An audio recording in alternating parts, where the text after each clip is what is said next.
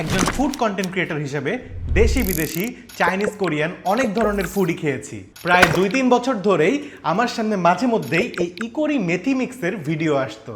সত্যি বলতে কখনো অর্ডার করার কথা ভাবিনি, তবে কিছুদিন আগে ভিডিওটি আবার যখন চোখের সামনে আসলো তখন মনে হলো যে ভাজা পোড়া খাওয়ার পরে তো গ্যাস্ট্রিকের ওষুধ খেতেই হয়, তাহলে কেন নয় এটা সম্পর্কে একটু জেনে দেখি। এরপর আমি একটু খোঁজ খবর নিলাম। ব্র্যান্ডটির তথ্য অনুযায়ী ভেষজ উপাদানে তৈরি হলেও মেথি মিক্সটি বিএসটিআই অনুমোদিত এবং আইএসও ও জিএমপি সার্টিফাইড। তারা নাকি দীর্ঘ 5 বছর ধরে এই ইকোরি মেথি মিক্স দিয়ে মানুষের নানা ধরনের গ্যাস্ট্রিকের সমস্যার সমাধান দিয়ে আসছে। বিষয়গুলো দেখে পণ্যটির প্রতি আমার আগ্রহ ও বিশ্বাস তৈরি হয়। এরপর আসলে নিজেও ব্যবহার করে দেখলাম। ব্যক্তিগতভাবে গ্যাস্ট্রিকের নানা ধরনের অস্বস্তি থেকে আমি স্বস্তি পেয়েছি এই ইকোরি মেথি মিক্স ব্যবহার করার পরে।